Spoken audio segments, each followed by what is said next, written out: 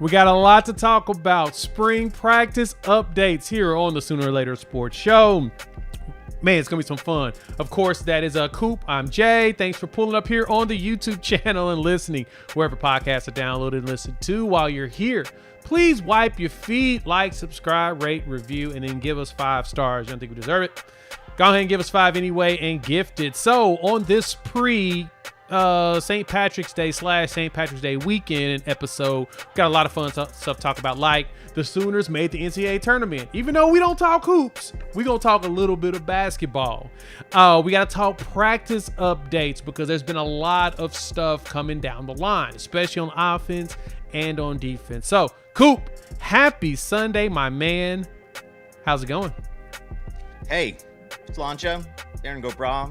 Happy St. Patty's to all my my honorary Irish people. It is tomorrow.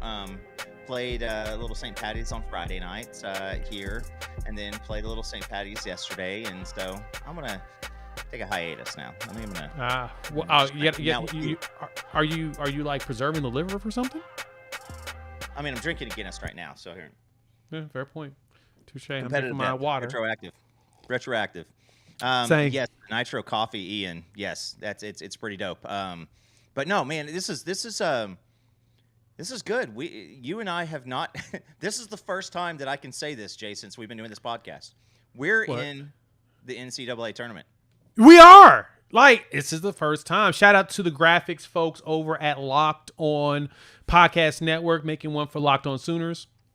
Me and John will definitely talk about this heavily on tomorrow's episode, so feel free to tune in there. Go find us on YouTube as well as whatever podcasts are download and listen to. But me and Coop had to jump on it first because it just got announced literally like 30 minutes before we went live. Actually, it's probably less than that. Probably 20 minutes.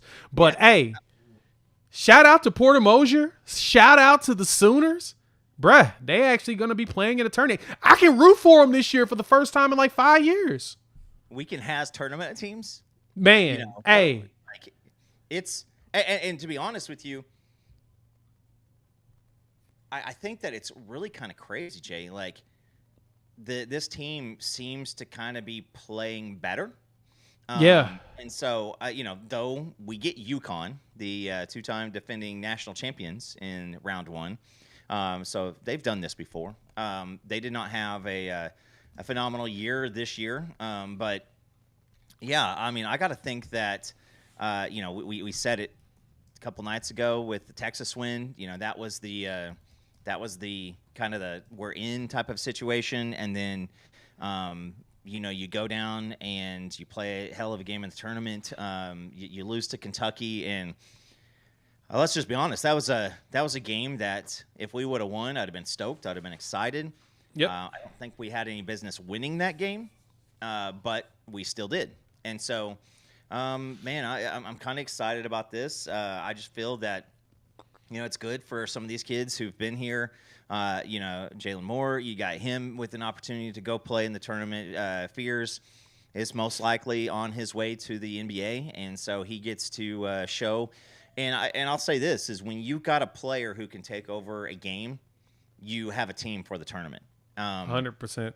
And I think that the tournament's always been a guard-driven game, and so with Fears, if he is on, this is a dangerous team. If he's not, then it's just a quality win for somebody. I think.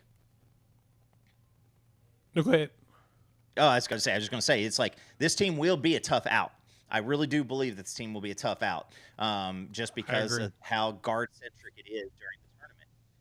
You don't have to stretch into the depth. Uh-oh. A lot more teams.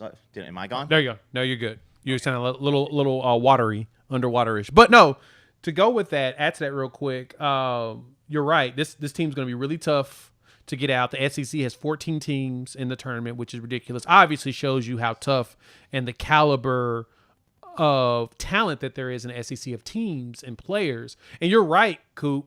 The NCAA tournament is very heavy on usually star power.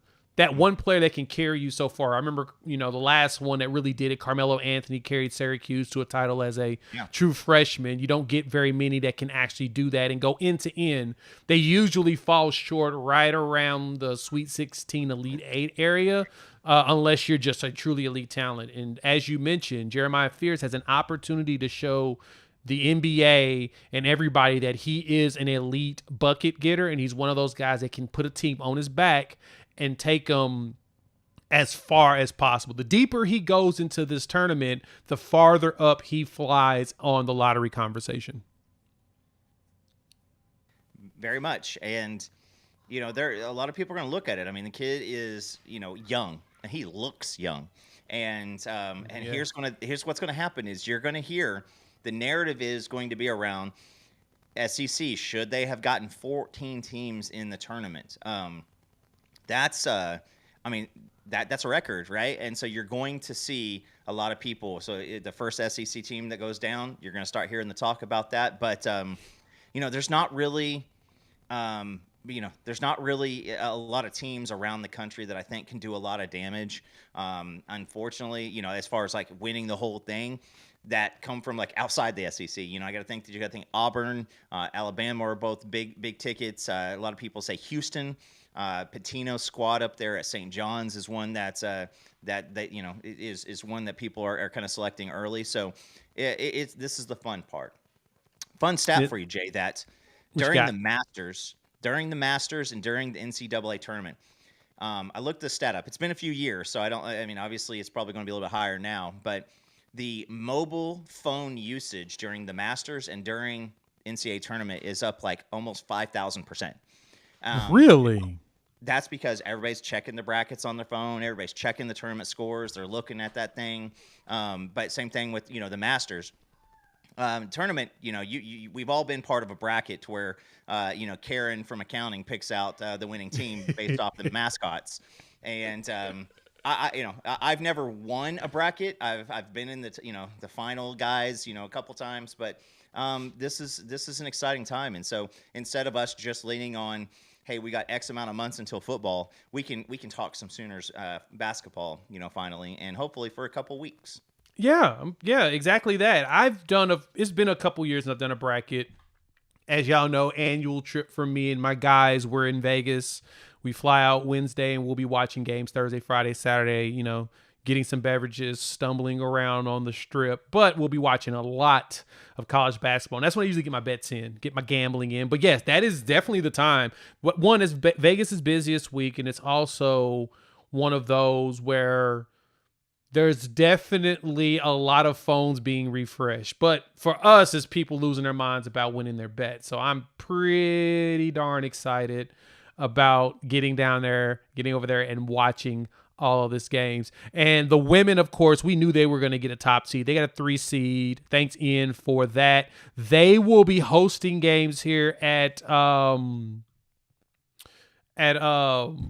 Noble. So if you're in town, please go support the women as they're going to be hosting a regional. And that should lead them all the way into the 16, where they'll be able to travel off and make some magic happen. But this is the first time that Porter Mosier has gotten an opportunity to dance. He's been here. This is his 4th year. Fascinating statistic too, Coop. Last year, the team went 20-12 and did not make the tourney. This year, the team went 20-13 and got a 9 seed, which honestly, I'm going to keep it a buck. They got bamboozled, hoodwinked, led astray, run amok, and flat out deceived last year. They should have been in over some of those teams in the bracket because they had so many great quad 1 W's. They finally got rewarded for that. So shout out to the Sooners men and women's basketball team. We knew the women were going to go. We weren't concerned about them. The men finally got in, and we can definitely talk some ball on that. But thank y'all for pulling up. Hit the like button. If you're new to the channel, subscribe, rate us, review us, give us 5 stars. Make sure you wipe your feet. Coop,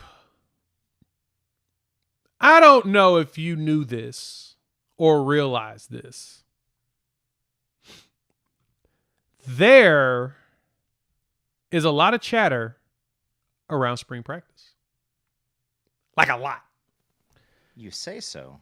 Everywhere you turn, somebody said something. If you haven't watched the OK Breakdown with Gabe and Teddy, please go check that out. Both of them have been to practice over the last 2 weeks, and both have a lot of things to say. Make sure you check the last couple of episodes out. They're on spring break, just like we are, so they're enjoying some time, quote unquote, off, but they had episodes loaded. I got to finish it because I need to listen to the Bill Conley portion of it. I've been hitting up Bill like crazy to get him come on to the show, and he has yet to respond to me, unfortunately. I haven't got the clout yet. We'll get there. But anyway, Coop, spring practice has gotten a lot of folks' attention. The conversation has really been talked about on both sides of the ball. And we knew that we needed a huge spring practice in order to make a move in the SEC. You know, get outside of winning only 2 SEC games. We need to move up to winning all of our SEC games. Only way that's going to happen, you see improvement. Start on the defensive side of the ball, I think. Probably. No, you know what? No. Defense is good. Defense was good last year. We know defense is going to be good this year, and we'll explain why. Start with the offense. How you feeling about John Mateer, based upon what you're hearing and all the rumbles?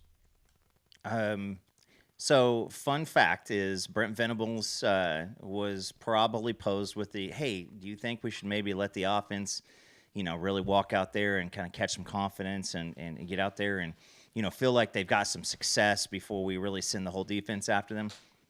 And I would guarantee you that Brent Venables said, nah, not interested, not interested.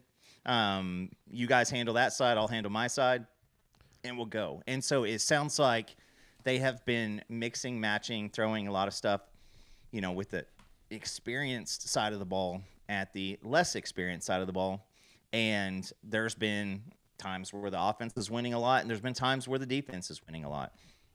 It's Jay, we made a comment that we're not going to buy into the overhyping of individuals early in the season, and kind of wait until August. And if you're one of those people, you're not wrong. If you are waiting till August to see, what the success factor could look like, you're not wrong. But it does sound like John Mateer is getting his along with the offense side of the ball. I'm hearing some really, really cool things about the chemistry he's building with a couple of the wide receivers. It sounds like they've been pretty scratch on the running game. So it's been pretty much Mateer out there, teaching and showing what he can do.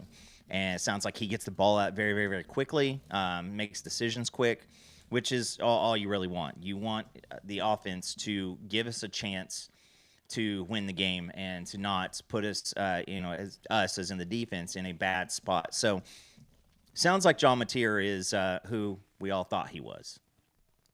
Let's lean in on that. I'm hearing the exact same thing from other sources outside of I know who you're hearing about. We're not here to just sunshine pump you like everyone likes to quote unquote complain and say that we're doing, but I'm not going to sit here and lie to you and say, oh no, we suck and we're going to be terrible next year, because that's not what I believe. Neither does Coop. We're evaluating based upon what makes sense. And I think the one thing that you just stated that I've heard similarly that now puts a smile on your boy's face is we're hearing a balance of who's winning these battles. The defense is winning some battles.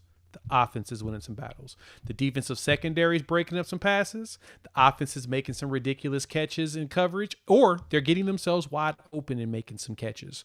Most of the schematics is still vanilla because they're still teaching the offense the plays. Remember, as Coop mentioned, John Mateer is the only one that really knows his offense outside of Ben Arbuckle because they didn't bring anybody else in from Washington State. So we got 2 dudes that know the offense and they're teaching it. The good thing is that offenses are a heck of a lot easier to teach to the masses than a complex defense like Brent Venables. So we all knew the first year that BV got here, there were struggles on the defensive side of the ball because everybody was trying to figure out when to move here, when to motion there, when it looked like you're going to blitz, when to show, when to pull back, and then go.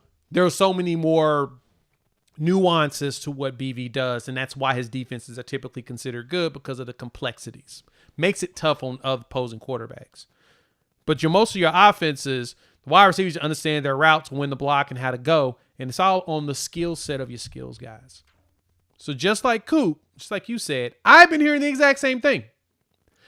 I've been hearing that John Mateer has been not only hitting some beautiful passes, that the dude is very decisive.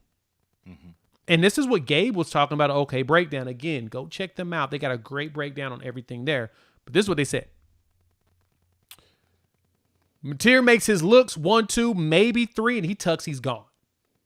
He understands. He's watching the offensive line open up. But as Brent Venables does what he does by throwing the kitchen sink at this kid, he's finding the spots that make sense, and he's taking advantage of what he can. And he's taking his losses quickly, but he's also going 1, 2, boom, and he's either out or the ball's out of his hands. Mm-hmm. Cool. Ball getting out of a quarterback's hands quickly like that, that's huge for what we're trying to do. That's huge for playing in the SEC, because even though we got rid of the ball pretty quick, or we actually had, our rating was really good when it came to pocket time. Like, our time to throw, we had a very high time to throw in the SEC. So I know everybody likes to bag on the offensive line, but the Pro Football Focus calculates that, and that's one of the calculations I like to leverage. We had time. It was just decision making and just getting open. Mateer is a dude that's going to throw dudes open. Gabe mentioned that there was like a back corner fade caught by Giovanni Gibson. Let's go ahead and transition over there to that skills position, wide receiver. I'm hearing 3 names right now. Cool. It's 3 names at the wide receiver spot that's jumping out. Everybody's like, yep, you better watch. Giovanni Gibson, Zion Kearney, and Isaiah Satania. Mm-hmm. Those 3 names right now, in 3 different ways, are being preached about. And if we need to go younger, Elijah Thomas is probably going to be somebody nasty. Coop, what you hearing out there? Ooh. Yep, those names are what we're hearing. And again, you walk out in the practice field, and both of the guys said they looked and they saw Giovanni Gibson, and they said, "Oh, that's it right there." And I like Kyle, talking about repping the 337, that Southern Louisiana. The guy looks the part, and he's developing a chemistry with Mateer. I think somebody had made a comment about, the talent upgrade that he's going to have around him this year. And it's legit. That's one of the issues we had last year was the quarterback knowing where to go with the ball. What was the plan? Did you have a plan? Did we have an identity? We talked about it early in the year, even against the non-con, against Tennessee. What is your identity? What are you going to lean into? Like, who is this team? And we never saw it all year long. Our identity was our inconsistency and injuries. That's what the team was identified with last year when it came to the offensive side of the ball. And with Mateer doing the things that he's doing, and again, this is a guy who got sacked, was it in the 40s last year, like 40 times last year? So he knows how to operate, when some things are crumbling around him, and he can get out there. He's going to want to extend the plays. He's going to take hits, much, much more difficult and harder hits this year than he did last year, while you're playing in the SEC. So he's going to need to be decisive about these things. Get the ball out. If your read's not there and you need to take, go for it. And that's the thing that gets me excited about it is if you got these wide receivers, these new guys who weren't here last year to I guess struggle through a lot of that. Outside of Zion Kearney, you've got Gibson and you've got Satania who are, absolutely finding a rhythm inside this offense. These guys just want to come and be given an opportunity to go to the next level. And so they're going to say, what do I need to do to help us with this connection? And so it sounds great because, again, Kearney, he is that high 6'1", 6'2" type of a guy. Goodness gracious. Giovanni Gibson is a big guy. Yeah. Elijah Thomas is a smaller guy. So, you've got a lot of different body types. Satania is a guy who is a very, very quick, get the ball to him, let him run and do some things, big returner. And so, I'm excited to hear about these skill positions. And we really haven't I guess, incorporated the running backs with much yet, because Gabe was saying they're running, some just real basic run concepts, and they're not really throwing a lot of stuff out there yet. So that sounds like this defense has said, hey, listen, we want a comparable offense to join us this year, and we want you to be ready. And so it's good. Again, you're playing against one of the better defenses in the SEC, and you're taking your lumps now. You're learning, and it's really getting some great stuff. You're going to see a lot of the people who had to play last year, which probably shouldn't have. That's going to turn into a benefit for us this year.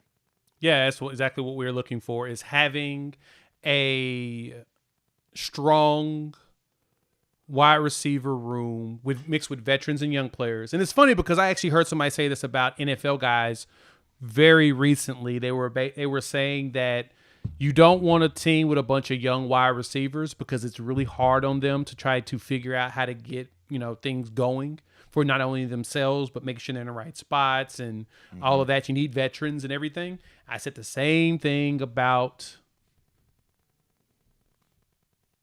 college. Ain't no different there. You got to have good veteran wide receiver play to go around with young wide receiver play. Just in. What? This just in. We got a little breaking news. Do you see? So it looks like Jonathan Hatton's going to be making his recommitment to a team on March 22nd. So a week from yesterday. And you're making my decision on March 22nd. It's time.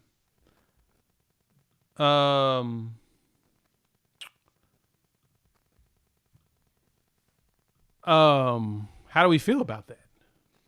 Well, I feel pretty good about that. I feel pretty good about that. This has got to be one that's, with the commitment, once you're committed, you don't go visit. Hatton felt like he wanted to go visit some things. He still loved DeMarco Murray, and he still loves Oklahoma, and he wanted to go take a look at some new stuff and not go against, Brent Venables, no visit policy. And I would say this. This news makes me pretty confident that we're going to see Jonathan Hatton recommit to the Sooners. I would love for Jonathan Hatton to recommit to Oklahoma. He is the running back I want out of that class. Huge. He's legitimate 6'1", almost 220 at his size. He's a big dude. Back.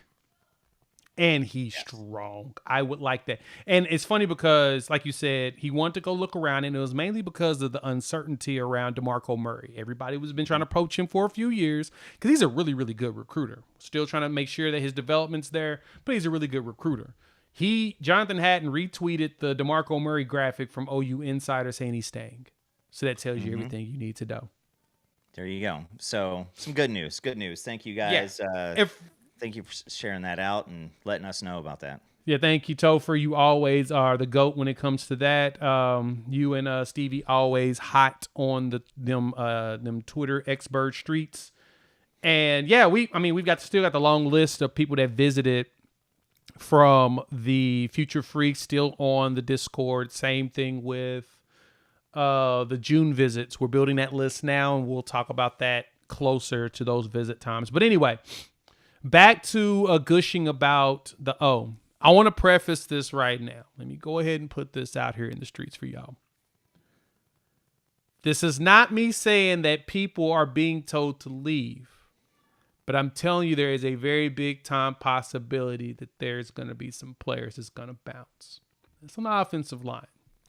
I say that because on the Oklahoma breakdown, again, go listen to Gabe and Teddy give you their full details.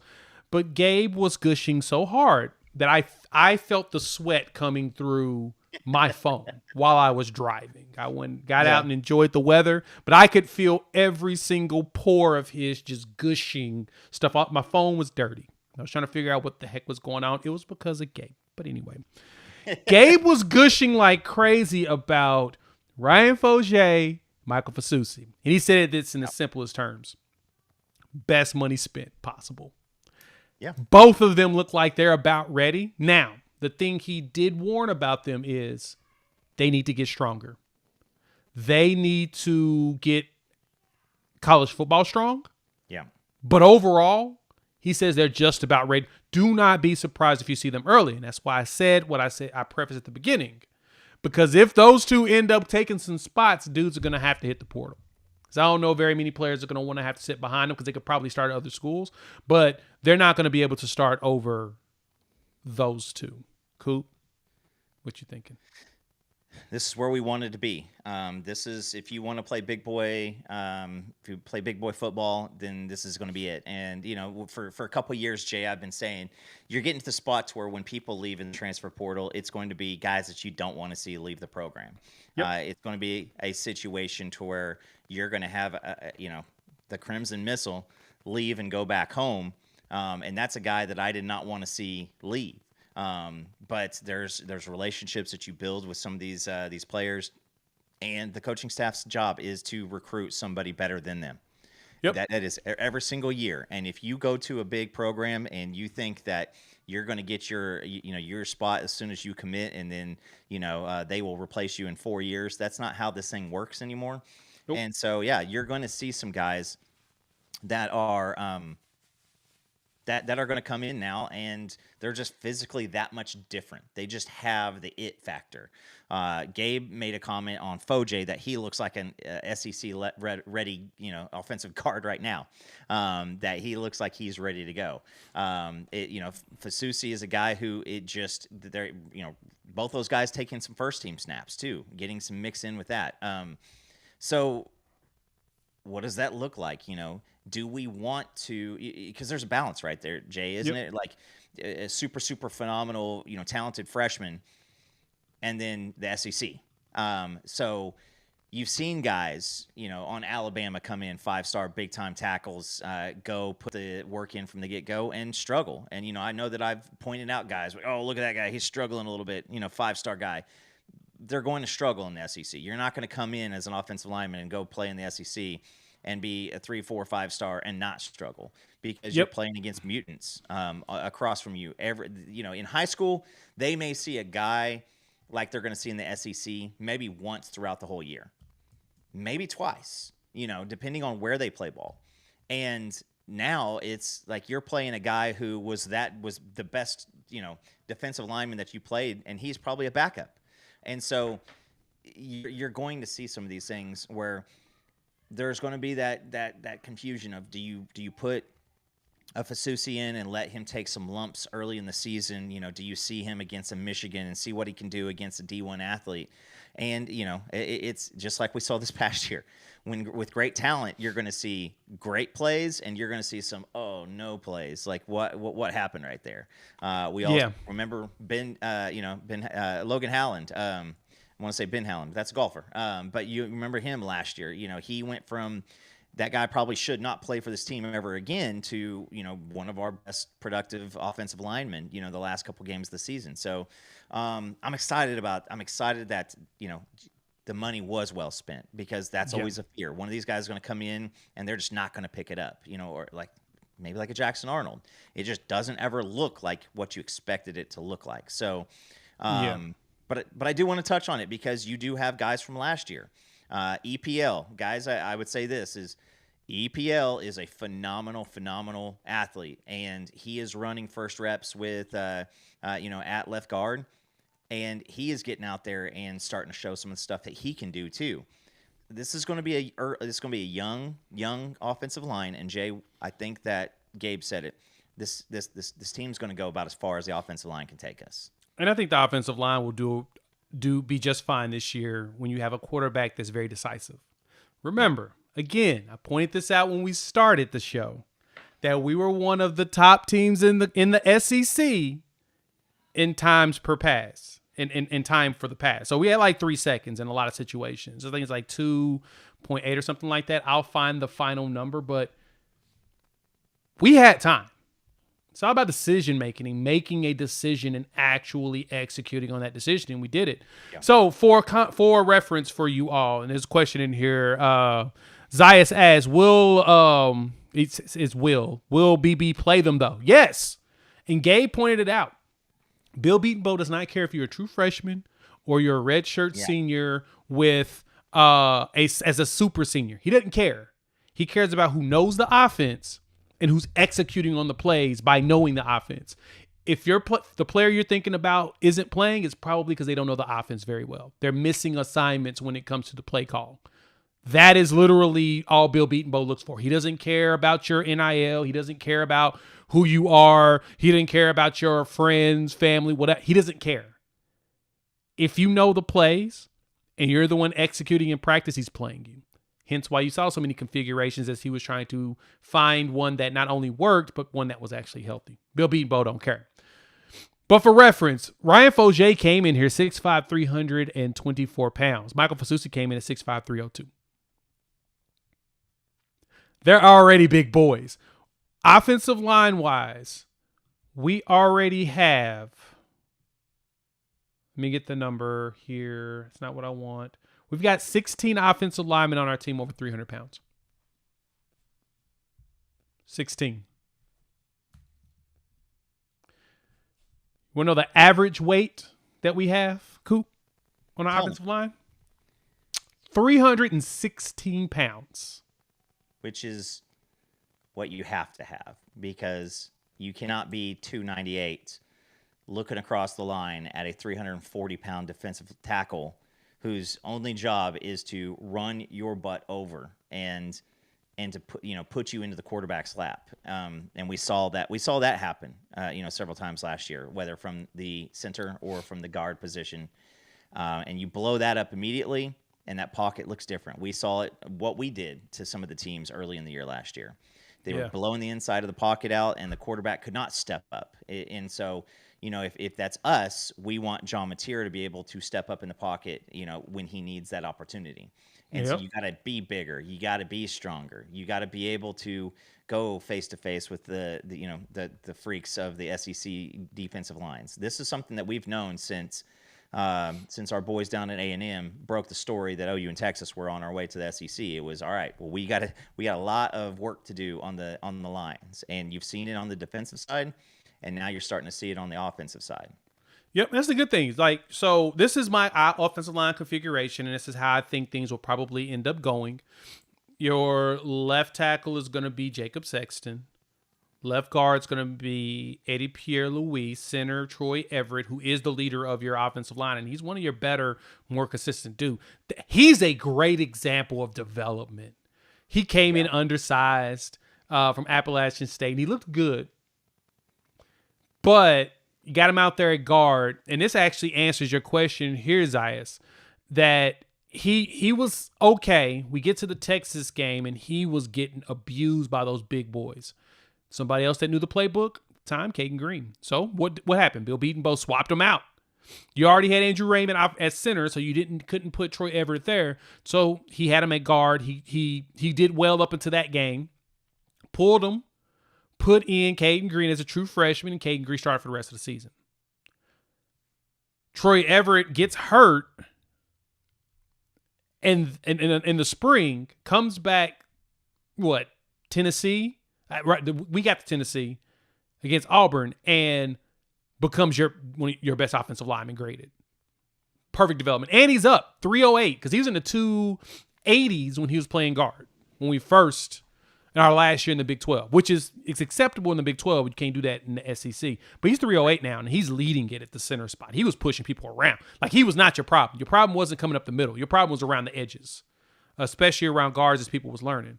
But you got that. So you got Troy Everett in the middle. Fabichi Wewu's your right guard for me still. Year 2 under Bill Beatonbow usually always shows some big jumps.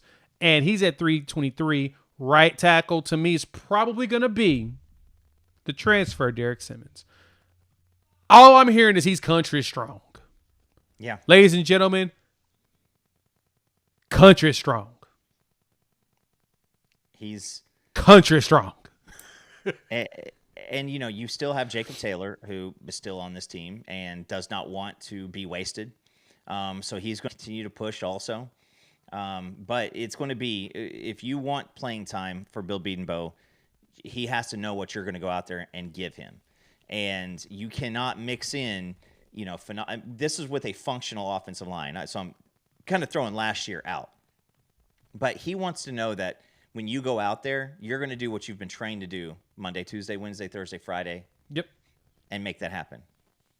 You're going to need to do that, because if you do not, then you're not going to play. If we all remember Savion Byrd was a guy who you either saw him on the field or getting yelled at by Bill Bedenbaugh. And you want to be able to make sure that you're not going to get your quarterback killed. You're not going to get your quarterback hurt. That's the last thing they want to do is, harken back to the old varsity blues when Billy Bob, lets the guy through and passes out, and Lance gets his ACL torn, and you don't want that. It is an absolute, an absolute crucial thing that Bill Bedenbaugh could trust you when you're going out there. And so you're going to see some different variations.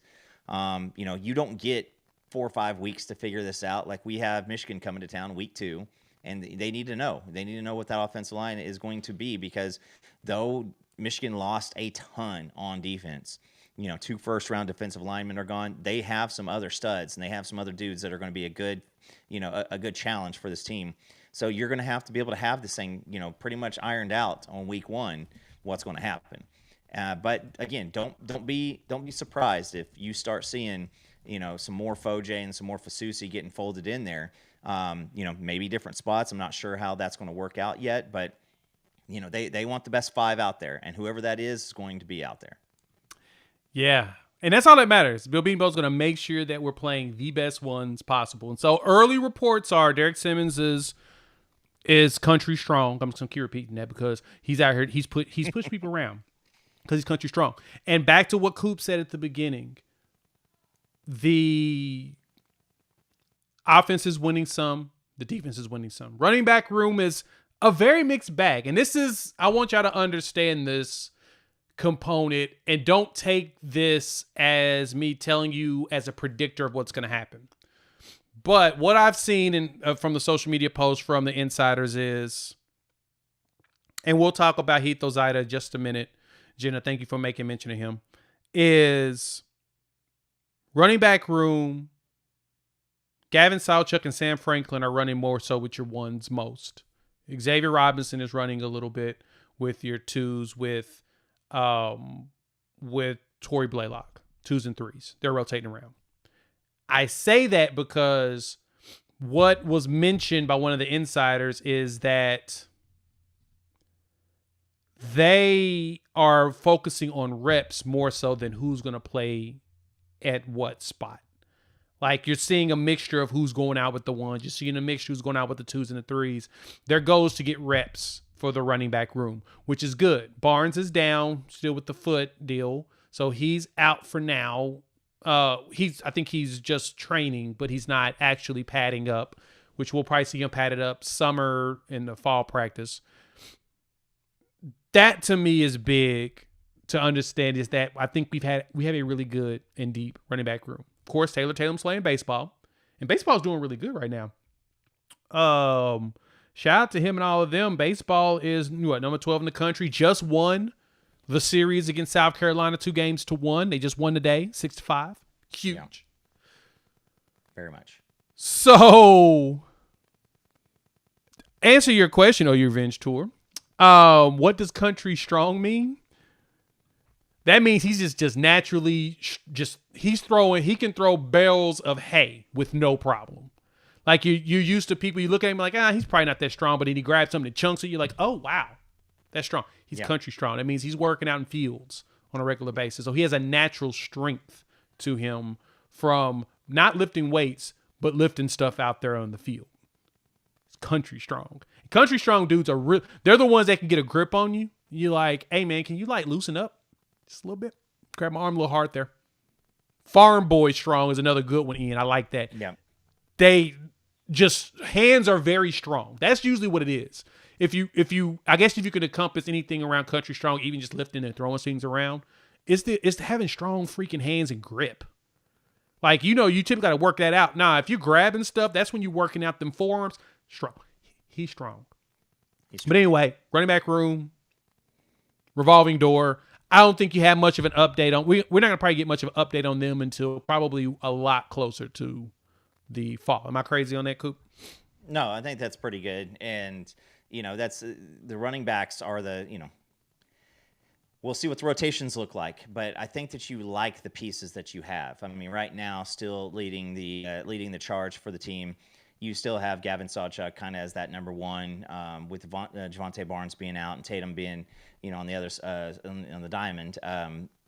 Next up, you got you got your freshman phenom, and so you want to get a chance to see some of these guys, put some work in, but. I feel pretty good about everything going on. I don't really have much fear about the running back room. I think that we'll have that thing lined out pretty well.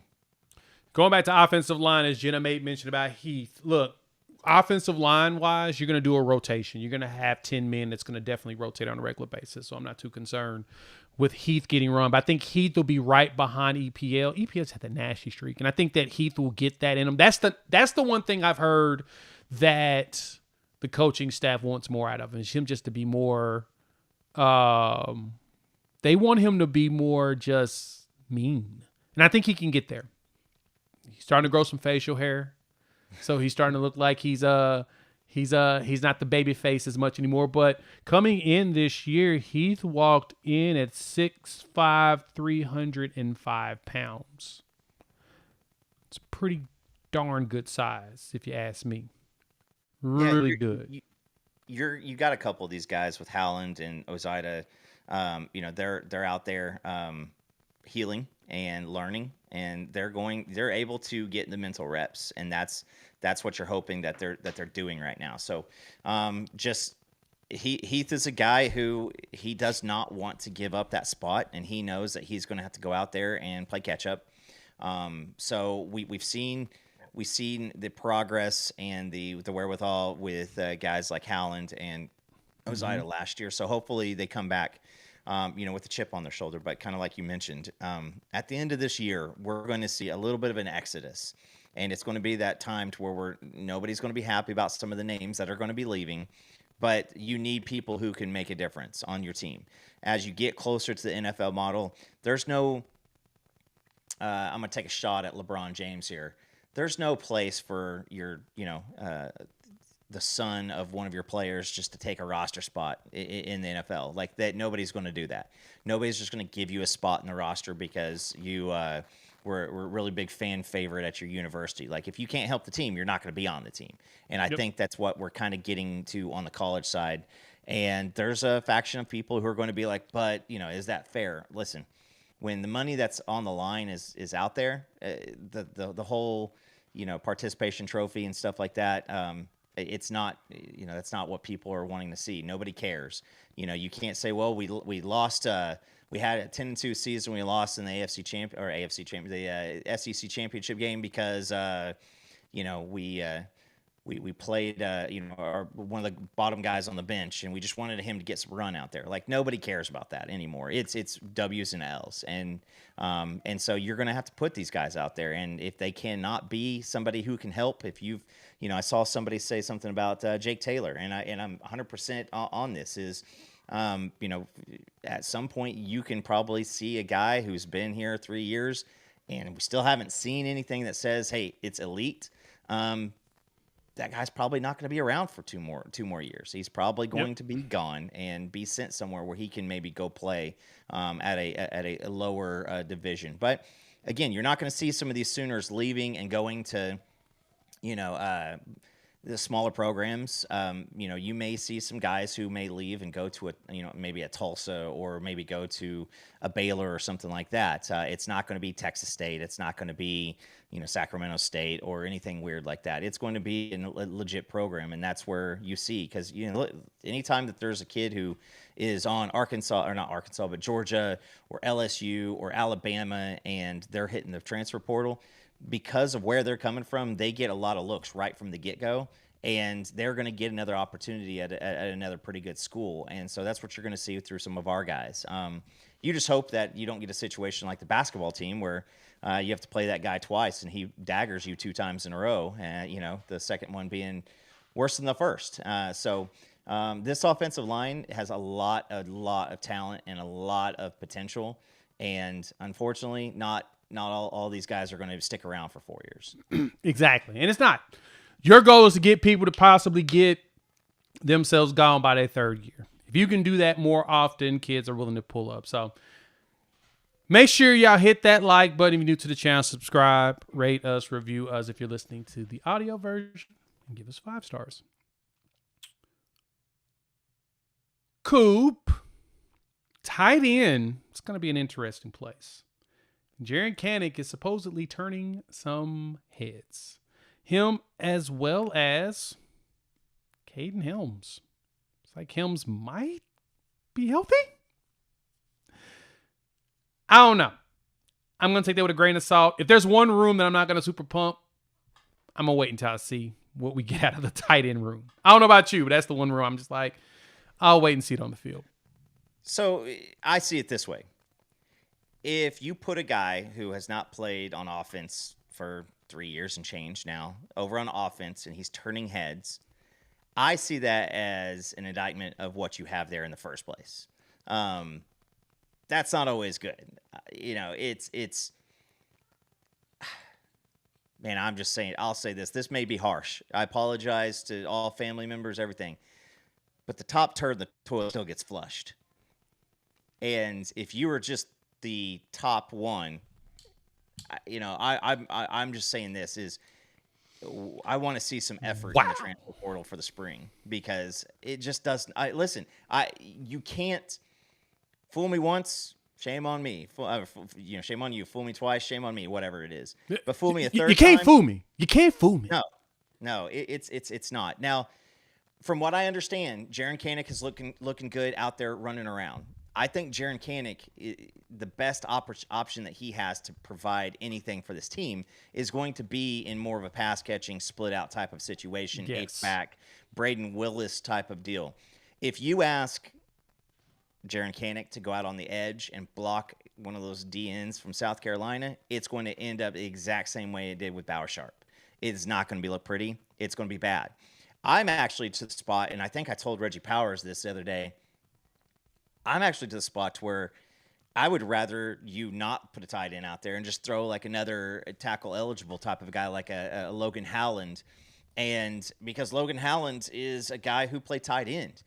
You throw him out there along the goal line on a 4th and short type of a situation, maybe in that first game against Bartlesville or whoever we're playing, Indiana State, Illinois State, throw that out there, throw a pass to Logan Howland on a short yardage deal and put it on tape and just make that be something that they have to think about for the rest of the year. That's kind of where I'm at with the tight end room. When we were saying, if anybody's looked through the chat and saw the whole, Star Destroyer package, that was kind of a funny thing that I put together mentally last year because of the incapability of that tight end room. Now, I don't hear anything about Devon Mitchell, nothing at all, which is bad. I know that he is close to 280. I know that he is still, 18, 19 now? He's now 18. Should be going on 19. Yeah. Maybe, this should be his freshman year. Still keep that in mind. He came from a spot to where they don't football like they do here in Oklahoma and in Texas.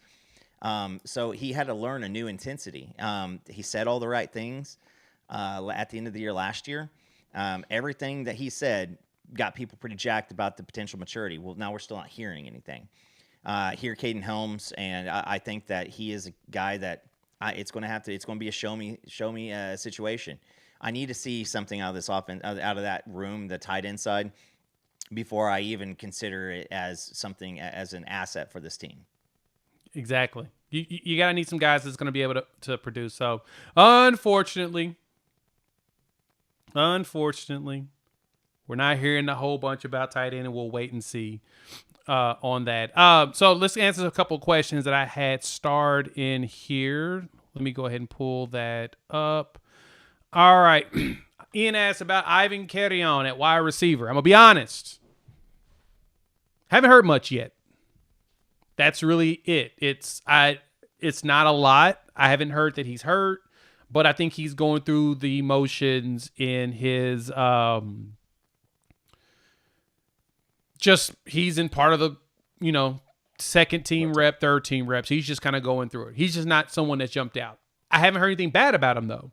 So he's probably just consistent. I just haven't heard anything like he's jumping off the screen like a Giovanni Gibson is and all of that. Keeping it on wide receivers. Kyle just asked, where is Jaden Gibson? Jaden Gibson got hurt again. He had a minor setback. Brent Venables mentioned that before spring practices start. He said he had a little setback. So they pulled him back from going through practices, but it doesn't look like anything that's going to jeopardize him playing next season. I think he felt a little pain in a step.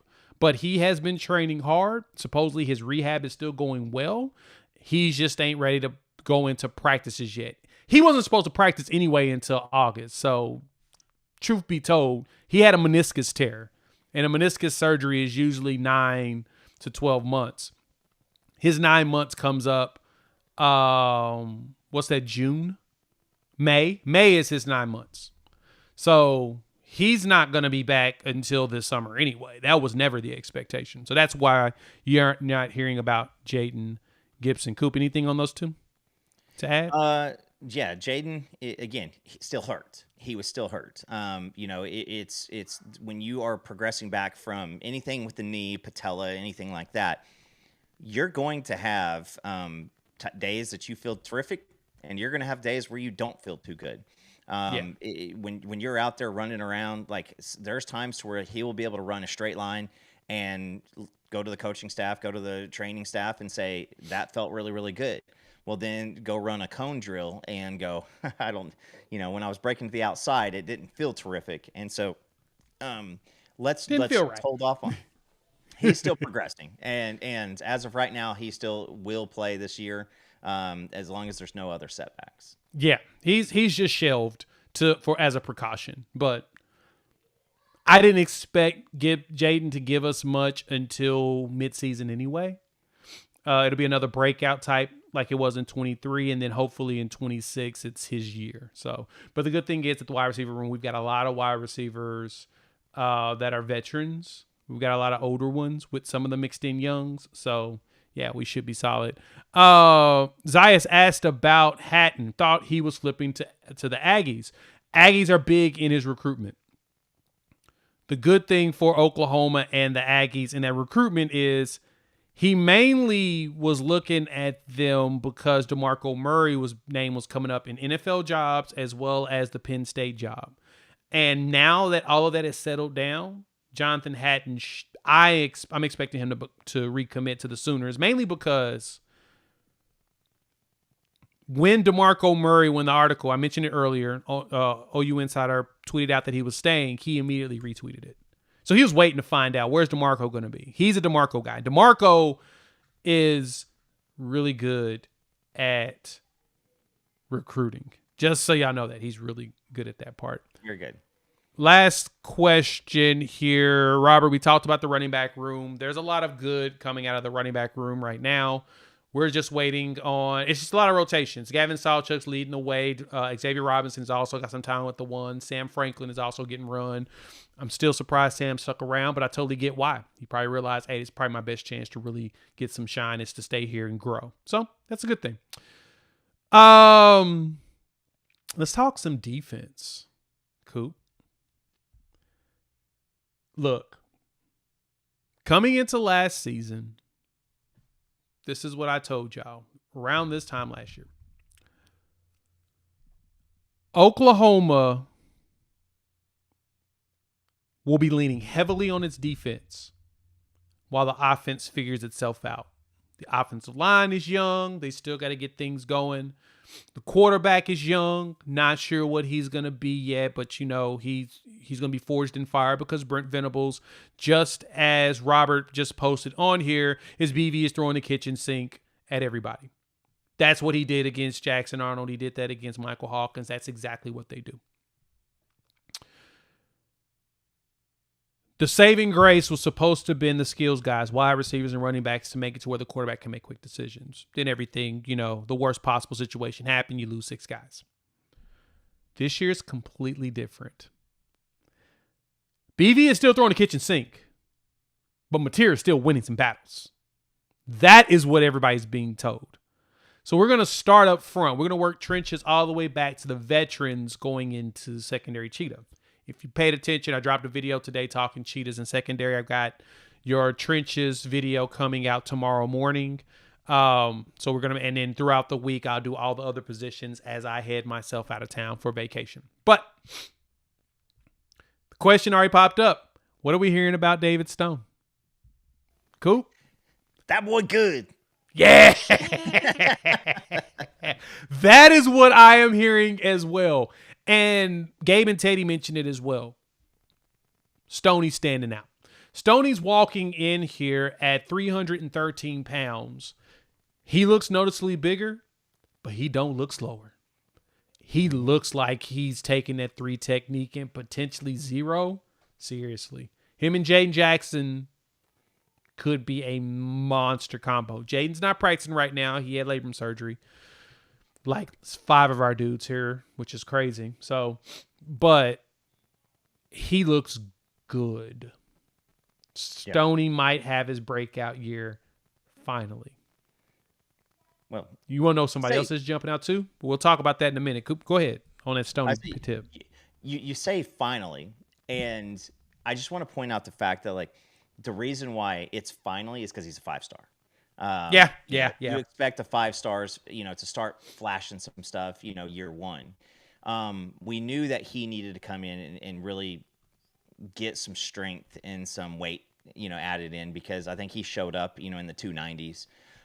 But if you need to really realize how important that is for him to get that weight a little bit more formidable, go back to last year when Brent Venables opened up a press conference and pivoted right in the middle of his sentence to say David Stone's up over 300. I just got word. He did that in a press conference last year because he wants people to know that that was our goal. That was our goal to get him up there to where he could not be because it's hard. Grayson Halton does it really, really well after 4 years. But you still see times where Grayson is getting shoved back quite a bit because of that weight. And, it's few and far between that you're going to be an undersized D tackle and make a consistent impact. So getting him up was good. And now he is going to have to, see the guys out in front of him and go, no, I deserve to be in front of one of those guys.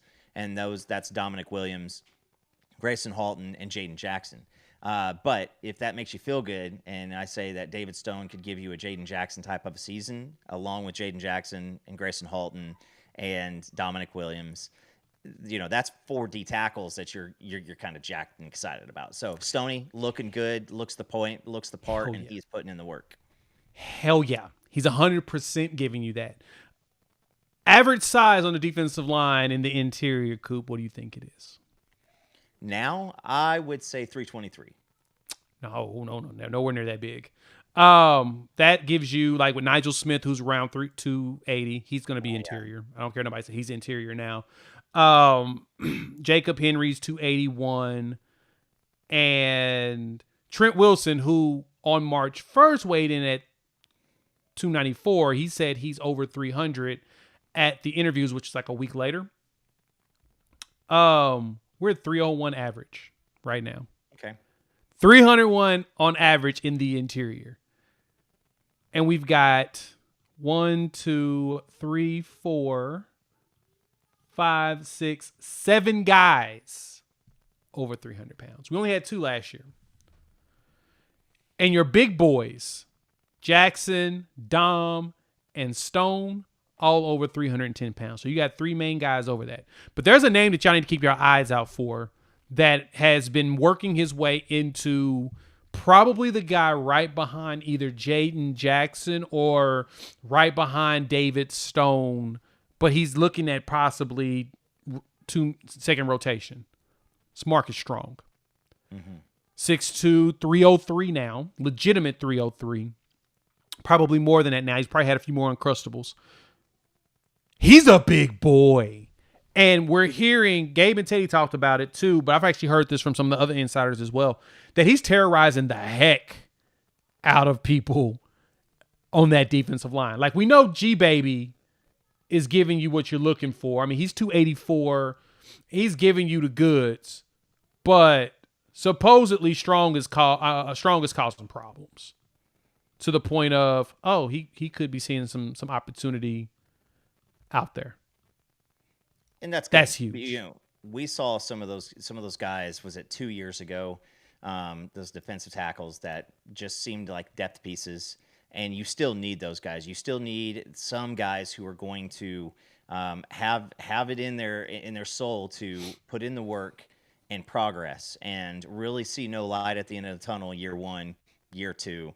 But then finally, year 3, there is going to be a part of college football which is still predicated on development of your depth pieces. And so this is great because, you know, Marcus Strong is a guy that he's been a team guy. He's been a guy he's gotten out there, and when he's been given his opportunity, you know, he does a good job. And so it's you know, having, you know, I wish it was 323. That'd make me happy. But, you know, having your main pieces at the interior defensive line all up over 300, that's the beginning. You still have to have great technique. You still have to play with great pad level. You hear Gabe talk about on the offensive line and Teddy talk about on the defensive line a lot is you can have great talent, but if your pad level's trash, then you're going to let somebody else is going to technique you away. And these guys that they're playing every week are coached by guys who know what they're doing. And they're going to let them know, like, hey, listen, if you know, this is Grayson Halton. He is an undersized guy, but if you play too high, he is going to take the pad level and he is going to make you look silly. And so, I mean, that's going to be something that I want to see continuation this year is, you know, you're going to see some more weight. You know, anything that you see weight-wise now and throughout the rest of the year, probably not going to be that way in September. It's going to be a little lower because they're going to get through the summers and the 2 days and the Schmitty time, and they're going to lose some of that weight. So, yeah, let's keep them going, keep those LBs continuing to go. You want to see those the pounds be added and the explosion increase too. You don't want to see them lose any explosion with it, because I think that's where you have a lot of guys like Grayson Halton who goes, well, I don't want to get too big because then, you know, the number one asset that I bring to the table all of a sudden starts kind of going down too, and that's that speed and quickness. Yeah. But it's a true freaks and mutants that, you know, you hear about are the guys who can continue to get bigger and get stronger and get faster and be you know, more effective. Yep. And I love you saying this. Grayson Halton, who's a top 10 PFF returning interior defensive lineman. I have a video coming out on that when I talk trenches on that side on Monday. And that's a huge award for him. Top 10 returning interior defensive lineman. He's on that list. And that's what you want to hear. You want to hear that he is he's stepping up like that. Massive move. So for me, 6-man rotation on defensive line, Coop. I'm thinking you've got Jay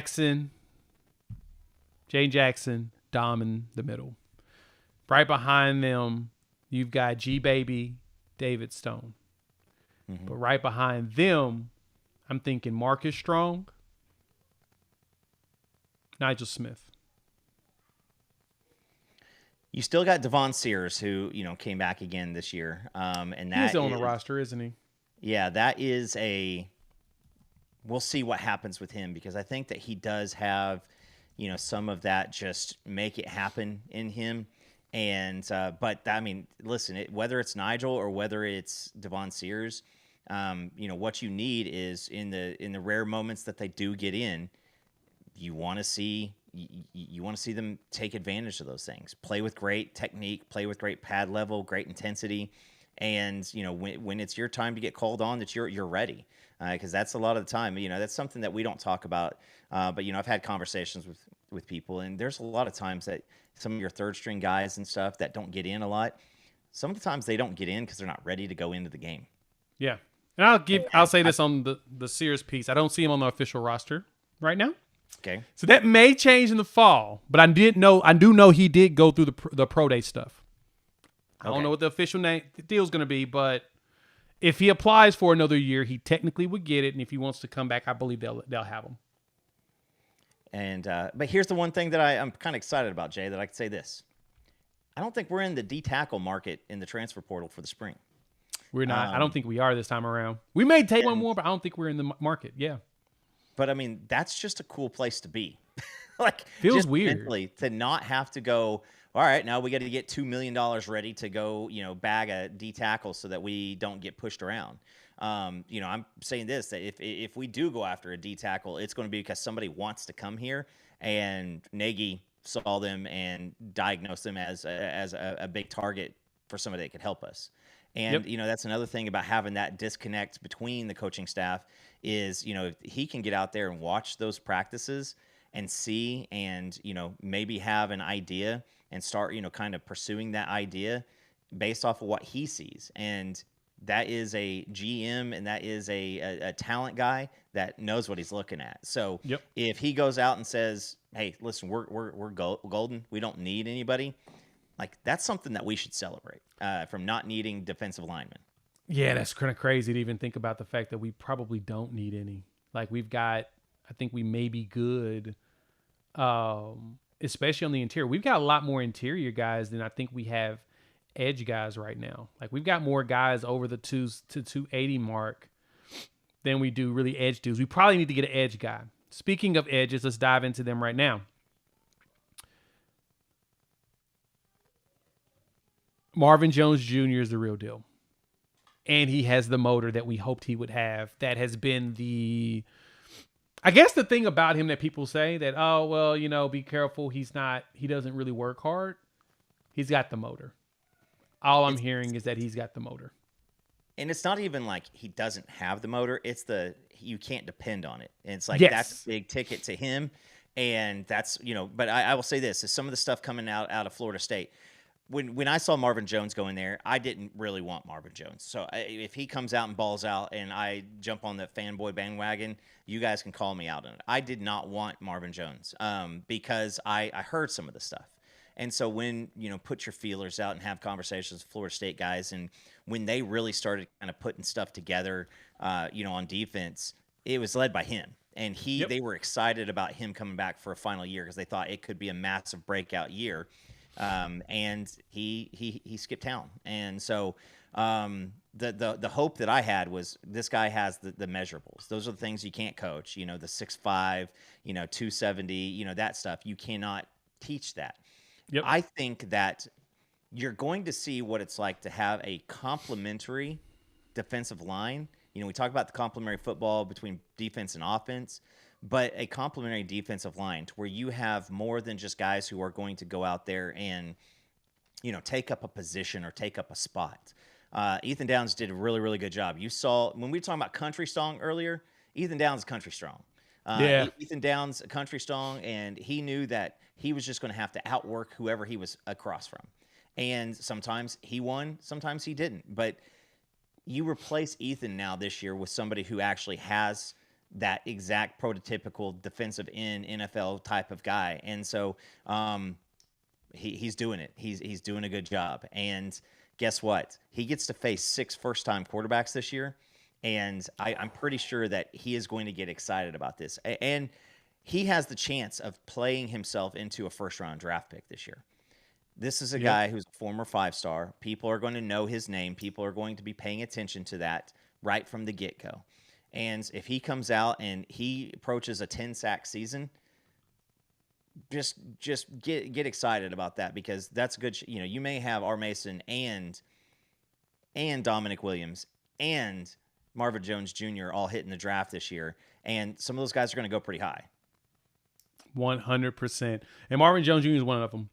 He's going to jump out. So he's been breaking out. Well, not breaking out. He's been as advertised. So the 5-star talent that you thought we were chasing back when he was an actual recruit and he did visits here, the 5-star talent's still there. Of course, R. Mason Thomas is, who he is.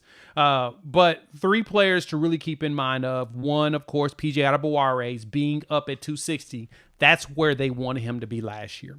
That's the size that they were hoping for with him. Now, all he's got to do is make sure his bend is there, flexibility is good, make sure, his ankles are solid.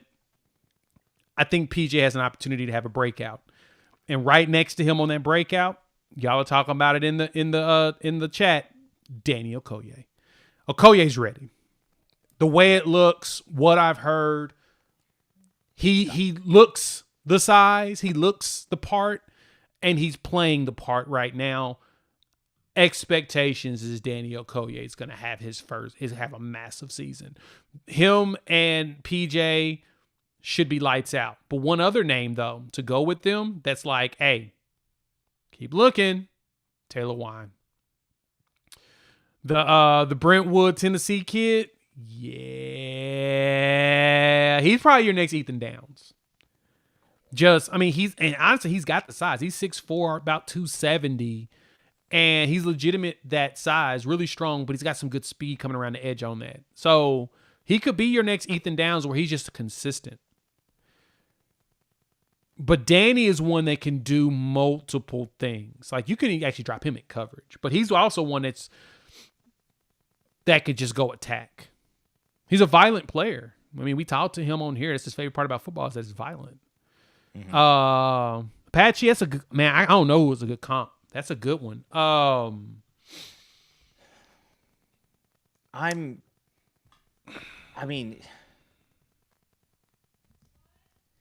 think of Danny Okoye, and if you took a guy like Eric Stryker who was undersized, and you just gave him the you buy your little package on PlayStation and you upgrade him, in the physical size deal, and I think that's kind of what you're looking at. Is you're looking at a guy who, has a nose for the football, knows how to get around people.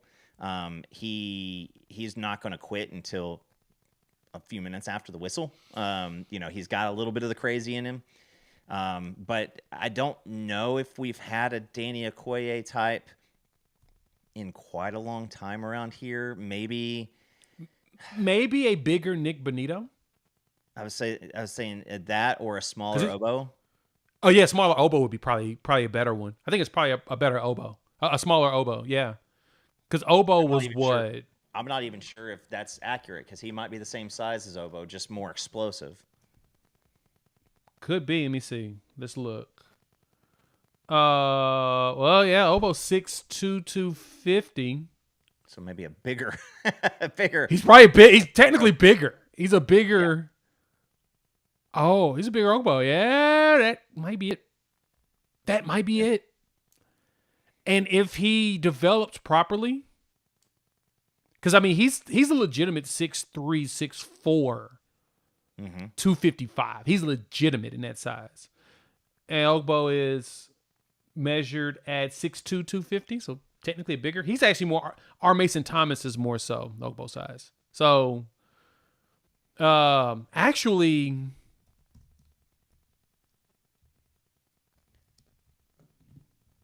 I think this is a name that people aren't going to like hearing, but I don't think this is a bad thought.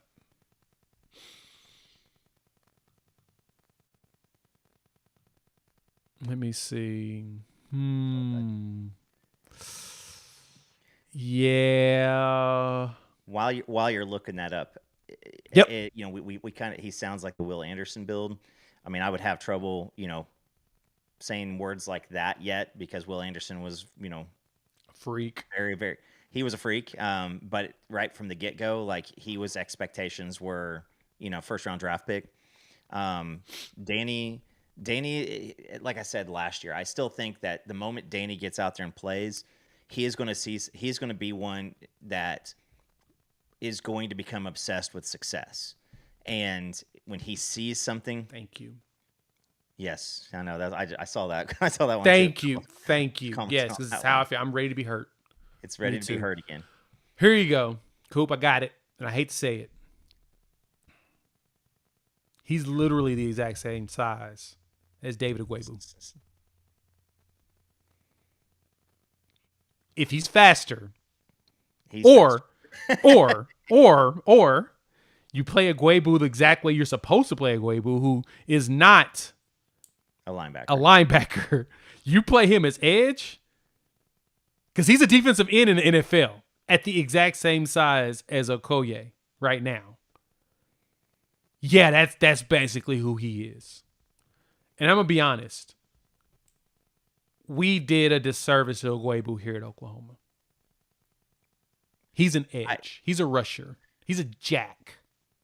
Well, we'll blame that one on Grinch. Correct. I'm not saying we're blaming this staff. I'm just saying he was definitely played out of position. Oh, no. Even when we had him, we had no choice. We were short on position. We didn't have people. Correct. We were out of bodies. We had no people. So that's my point. Ugwebu was good here. He was pretty consistent. I think that Danny could be in the right position what Ugwebu should have been. I mean, Ugwebu plays for the Buffalo Bills now. He got an opportunity, and he played well at Houston when they played him there. I mean, he had over 200 tackles with 16 tackles for loss and 4 sacks in his career at Oklahoma. That's not bad at all. Honorable mention. That's Okoye. That is Danny Okoye. I mean, I'm excited about Danny for a lot of different reasons. Number one, I think that he is a kid who he could do a lot for Oklahoma high school football just by blowing up. Yes. That's a big deal. And that's why you want guys from Oklahoma on this team is, you point towards it and say, hey, listen, it doesn't matter if you're growing up in homeschool. It doesn't matter if you're coming from Shakota. You can come to the university, put your work in, and become something big.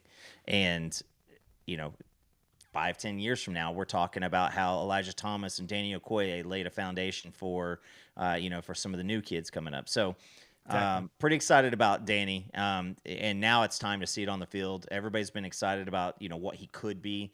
And so now, are we going to get to see, some good snaps? Because he didn't play very many snaps last year, and we didn't put ourselves in good positions to do that. So that's why it's important to go out against the first, these teams in the non-conference and do your business, take care of your business, so that you can play guys in the fashion that they're supposed to play when they're young. And that's in some of the mop-up duty. That's seeing live snaps. That's getting out there in front of the crowd and getting your name cheered in the fourth quarter, because it's not the fact that we're excited that Danny Okoye sacks a guy while we're up by 45 points. It's the fact that he got in and finally got his chance.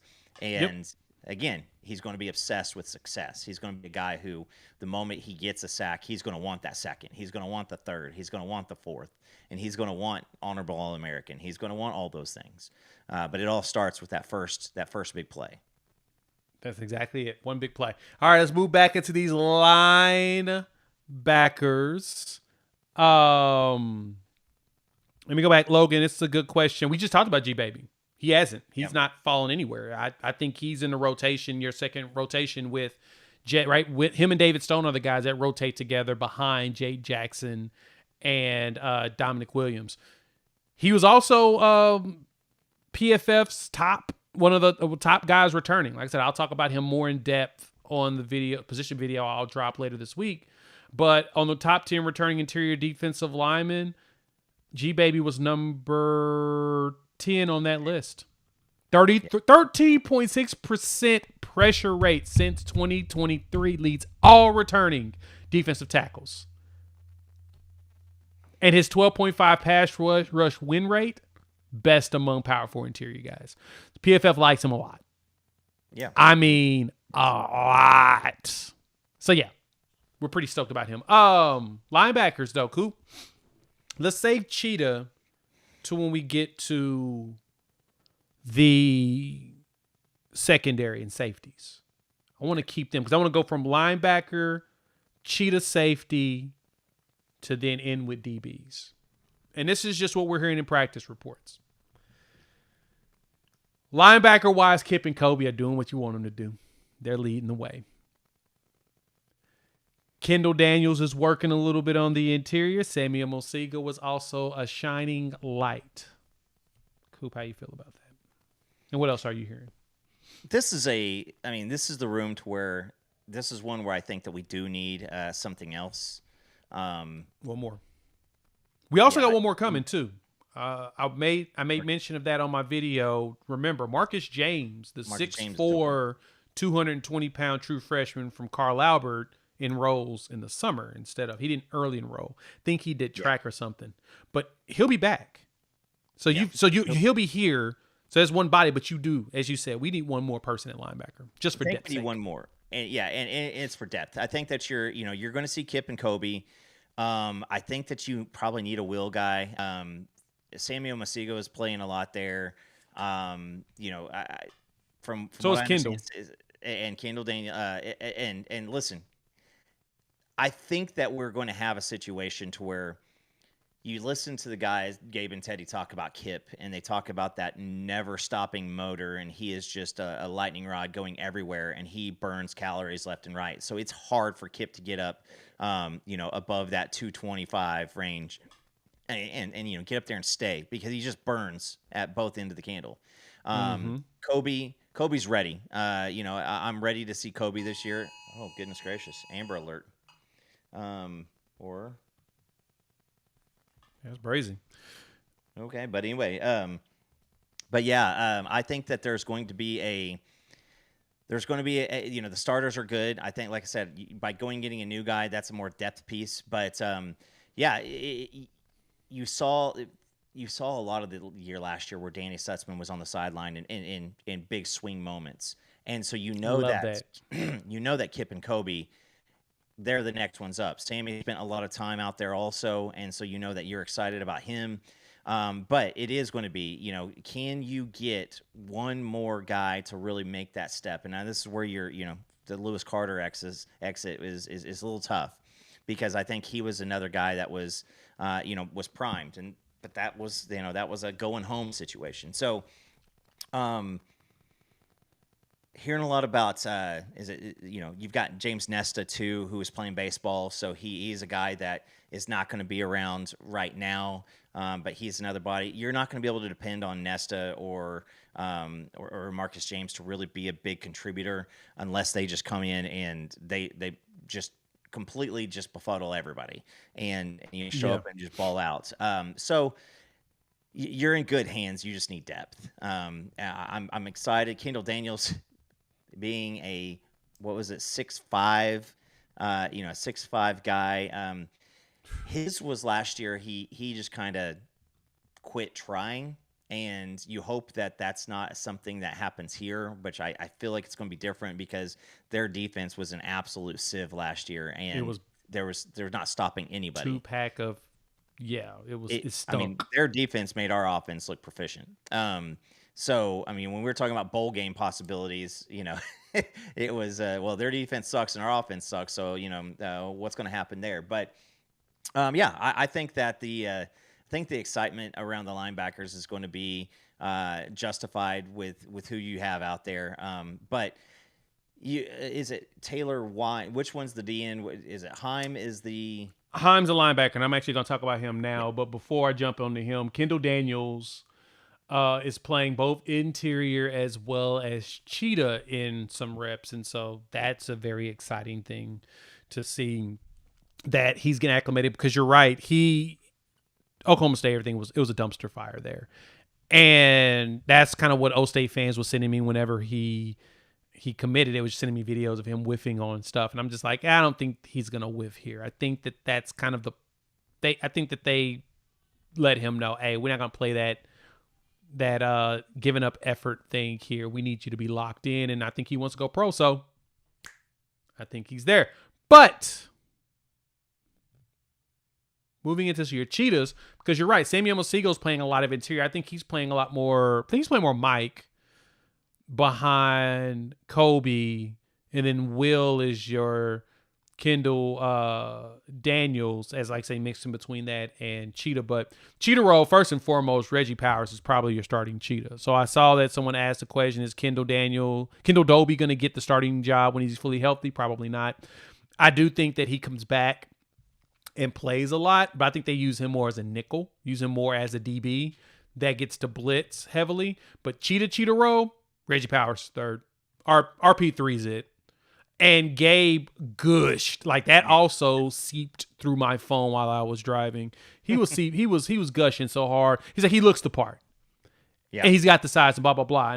And he said, man, he also looks like he'll knock your head off. He's like, I don't know if I'm, if I'm seeing this right, but I think, he'll knock somebody's block off. And I'm like, I immediately tweeted him whenever I finally listened to it. I'm like, hey, did you see his high school videos of him just hitting people? He has highlights from 2021, his entire high school career of him leveling folks. I think Powers ends up winning your cheetah for one big reason. Because besides the fact that he likes to hit and he looks like he can go and get the ball, dude's pretty solid in coverage. He had an interception against Maine. Yes, it's Maine, I get it, but as a true freshman, it's a solid. Where he picked up the slot receiver, followed him, and got the interception. Fortunately, it got called back, but that interception is real in our hearts. RP3 is going to be your dude. I think Dolby rotates a lot because more so you got to wait. It was Tennessee when he hurt his ankle, so he's not going to be ready until September anyway. Reggie Powers is your dude. Him and Taylor Heim. My God, 6'6", 200, 26 pounds. He needs to eat more Uncrustables and get them hips open. Supposedly he's a dude that's jumping off the screen for everybody. You need to be excited about him. The potential of what you have lengthwise over the middle of the field is what has me jacked. And so if you have a situation in the future where you've got Kendall Daniels out there and then Heim out there at 6'5" and 6'6" with wingspans that are NBA-esque, that's hard to throw the ball over that because you've seen the linebackers drop and you've seen get moments where a guy like Kip Lewis jumps for a pass that was floated up over him and he's like that far away. And you take that away when you're 6'6", in the middle of the field. Like, that's just something silly.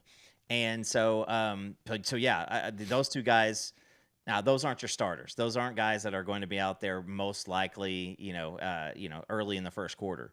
But, it does add another element that you can do out there because if they're finding some gravity in the middle, then you throw one of those cats out there and all of a sudden that gravity gets cut in half because of how tall and how big they are. Yep. And both those guys are willing to come up into the box and hit you. So I'm pretty excited about RP3. Again, just, with the closeness that we have to his dad, I feel like it's one of my own kids having a success. And so I'm excited to hear about that. We have an interview with Kendall Dolby coming up here really soon, and so we'll have a chance to talk more about him, find out where he is. From what I understand is he's up running around, so that's good. And he's got to continue to get that because, that ankle was that's not fun. And so Tennessee, let's see, that was September. Is it September or early October? But regardless, it's been a few months now, and so excited to have him out there on the field too because he's just a guy that is always in the right spot, even if he's not intercepting a ball. But the RP thing just has me so jacked up just because it's youth. It's a young kid ready to go in year 2. And a lot, where we've seen, like the Jaden Jackson, David Stone situation where, Stone was the big get up front, but Jackson was the big producer year 1. Well, same kind of thing with like Boganowski and Hardy and Powers is everybody was excited because Boganowski is the boogeyman and he's a guy who's going to come up and he's going to knock the crap out of you. But guess what? So is his running mate. So is Reggie Powers. And when you hear, Gabe go crazy like that over a defensive guy, that means something. That tells you something. And so excited about that. Don't be surprised if when Kendall Dolby comes back, if they put him at that nickel spot and then they start telling him, hey, go compete at defensive back too, because we may need somebody else there. And so he is a good coverage guy. He took the spot away from Deshaun McCullough because he could tackle and he could do coverage. And so if there's a world where he ends up as a defensive back out there as one of your starting 2, that's a good world. I agree. It's a great world. And Zofix, I'm here too. We're all cautiously optimistic. We're just not going to sit there and lie to you and say that, oh, they suck. We're seeing way too much potential out here. So there's nothing wrong with that. I 100% agree with you because that's exactly where I'm at. I'm very cautiously optimistic. But the one thing I know is our defense did play very good last year. And a competent offense, you win at least 3 more games because it was 3 games that we lost because we didn't have a competent offense. Not in their fault. It's a lot of more of a, leadership situation. But I digress. Having Boganowski as well as Reggie Powers as dudes that like to hit people was awesome. Shout out to Robert Spears-Jennings, who, of course, is having a really good practice. He's, just simple stuff. Nothing too fancy, but he's doing what he's supposed to do. Jaden Hardy's been running a lot with Robert Spears-Jennings out there, so you're seeing both of those together early. But Peyton Bowen's down. Both Bowens are actually down, and we'll talk about the other one in just a second. But the plus here is the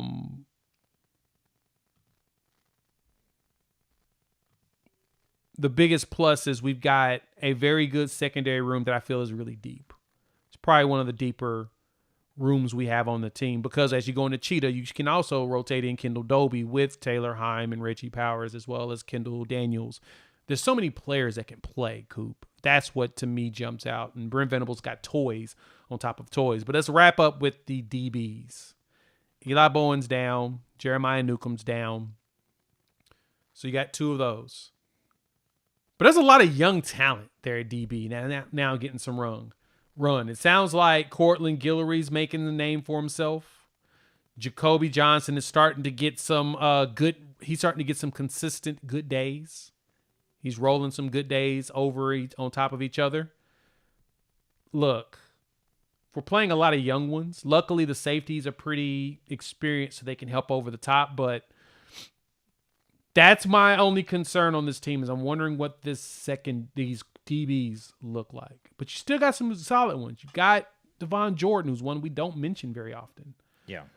He's one that Gentry is in pads. He's just not hitting. If you get Gentry back, yeah, right.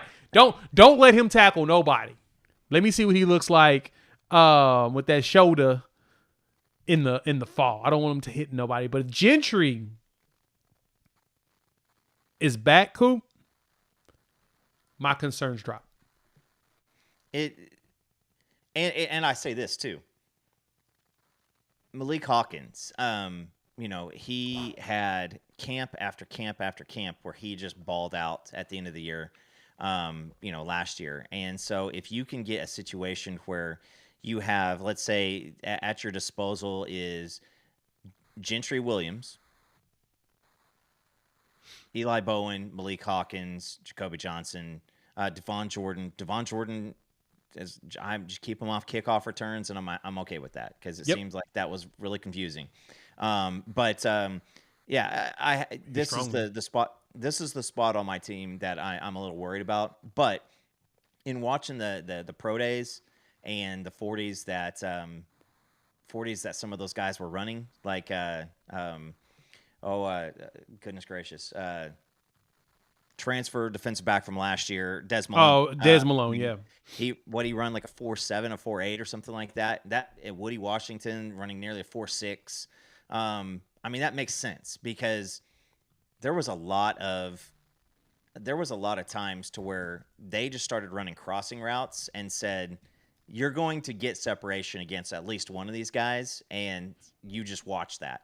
And that's how you coached against this defense is you put a situation to where the defensive back has to cover something with some speed, some prolonged speed, and you are going to create separation because we're running 4.7, 4.8 out there. And, as cool as I think I am, nobody wants me out there covering wide receivers in the SEC. And I don't know. No, nobody wants that. Yeah, I'll get hurt. I'll get hurt watching the replay. That's very true. But I would just say this is those guys are all faster. I'm excited about Guillory. That's a guy that I think could end up being one of those guys who is a Parnell Motley type of defensive back who's just a fighter, and he's just going to be in there, and he is going to keep the ball going. Guys, I probably run a 4.75 or something like that at this age, and I promise you, the difference in speed between a 4.4 and a 4.7 is ridiculous. So just kind of a silly deal. But you can't win elongated defensive snaps running that slow out there. Yeah. You said it right. If Gentry Williams comes back and gives us 9 good games, this team looks. I mean, that's a big deal. That's an absolute big deal. And so if you again are one of those people who say, "I'll believe it when I see it," I'm with you. You sound like us. It's we got to see it, because last year I think a lot of us really thought that the zone coverage from the defensive backs and the handoffs between the defensive backs and the safeties was still something that did not really just make us feel good about this defense. And so you got to know that Jay Coop, Brent Venables, and the entire staff is out there trying to work on that and get the best guys out there. But again, it's not for lack of talent. It's we've got plenty of talent, and it's still so much better than it's been in years past. Just remember Justin Broyles. Remember Pat Fields. Remember guys like that. The years where we brought in a freshman who was the best situation that we could throw out there, and we just saw him regress over the next 3 years. Like, I just don't think that we're at that spot anymore. But I do want to see some. I want to see Eli come back and swing away and show his progression. You just need somebody else, whether that is a Gentry, whether it's a Kendall Dolby, whether it's a Jacoby Johnson, whoever it ends up being. We just need somebody who is going to be able to, when again, good communication with the safeties and be able just to keep up in those crossers. Yep. That's what's most important. That's what you're looking for. And if you can get that, I think you're good. It's consistency. So if we get Gentry and Jacoby to do some stuff, get Eli healthy and get him back out there. But Gentry, Eli with Jacoby right behind him. And I mean, you talk about Malik, talk about Devon Jordan, which I actually would like him to be the return guy. One corner that I'm hearing also showing up is not only Cortland Guillory, but Tristan Haynes. Heard that Tristan's. There's a reason why Georgia wanted him. I just put it to you that way. There's a reason why they wanted him. And that's it. Regardless, I ending it with this is, I think that this team is in a good spot. I think that you may want to put your eyes set on a tight end. I heard Will Huggins is a great blocker. Gabe talked about a moment where he saw, great blocking from him. It didn't, that's, if your job is just to be a blocking tight end, that's going to be great. That's terrific. But unless we see something, I would expect in the transfer portal, you want to get a linebacker, probably a corner, unless you just feel like you don't have that answer on your team. A tight end, a linebacker, maybe another defensive tackle or edge player, probably edge player. I don't think that, I guess you don't need a defensive tackle, so an edge player. Outside of that, I just don't know if there's a spot on this team to where I'm super worried. If the right wide receiver, all of a sudden just lands in our lap, maybe so. But again, that's where you're going to rely on Nagy to go out and take a look at those things. And spring portal, James, you're right. We don't have open spots right now, but I think that there's going to be conversations had with people, and it'll start in the spring, but you'll see a lot more of it in the fall, to where some tough conversations are going to be had. Yep. And it's going to be a good thing. You'll want that.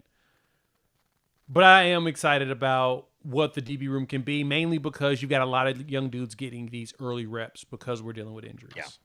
I think that's probably the positive spin, because you know what Eli Bowen is. You know what Gentry Williams is. When both are healthy, you already know what you got. You don't know what you got behind them yet. Jacoby still has to, get himself better, especially with his turns, with his hips. He doesn't fall. But I think Jacoby can be special, especially at 6'2". You need big corners. Then you have 3 young guys. Like I said, Devon Jordan's one we keep forgetting about. Newcomb's out, so you don't really get to see him yet. But Cortland Guillory, Malik Hawkins, as well as Tristan Haynes are 3 that could jump this year. So getting them some, and Jocelyn Malaska. I mean, he's 6'1", 190. You know, you just needed him to get more reps too, which is another plus. Things are bright. So if we talk portal, let's wrap it up with a bow on it. We're already going for like almost 2 hours. Thank y'all for pulling up. Hit the like button. New to the channel, subscribe, rate, review, give us 5. Coop, thank you for being here this late. I'm thinking we're probably going to get another wide receiver with the injuries, you know, potentially situation happening. You're probably going to get one more offensive lineman. You're going to need one more edge person, linebacker, maybe a corner. What you think? Yeah, I think those are probably it. It's you know, this team. I think this team's going to know internally that you got to feel like the players themselves know what this year really can mean, not just for themselves, but just for the entire program. It's going to be game time. It is going to be game time once they, once we, kind of get out of the spring and into the fall. You need to make sure that every single day that each one of these players, every single day, they're getting better. Leaving it all on the field.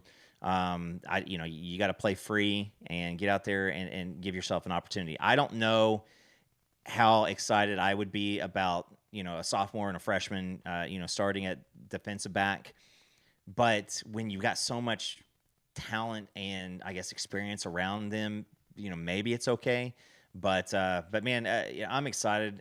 Last year I put my hard-earned money down on this team. Took the over, and we don't want to catalog that thing. But I do think I might do it again. I do have confidence in this team. I do have confidence in the staff, and this we said at the beginning. Whatever this offensive line ends up putting together and doing, that's going to be where the wins and losses come. Is if you can give Mateer some time to do some cooking and get out there and get the ball to his playmakers, this offense is going to be good. And that bar is low. And there's everybody's a little gun shy about the injuries. We see it just in the chats and in the comments. And last year was just a freaky year. And so I'm really, really, really hoping that it is time around that, this team just goes and puts in a yeoman's work every single week and then deal with whatever it is at the end of the season. That's all we're looking for. So good stuff. We're out. Thank y'all for pulling up. Hit the like button. If you're new to the channel, subscribe, rate, review, give us 5. We appreciate y'all joining us again for another live. We're going to get back on track, of course. We'll be back up this weekend. If we get the Kendall Dobie interview coming up soon, we probably will have that pop up for our Wednesday. I'm flying to Vegas on Wednesday, so I won't be around. I'll be getting ready to get my drink on and my college football gamble on. So share. Why? Because sharing is caring. And happy St. Patrick's Day if you're watching this on Monday. It's why we're rocking our green now, just in case, because I don't want anybody to pinch me. We will talk to y'all in a bit. Peace.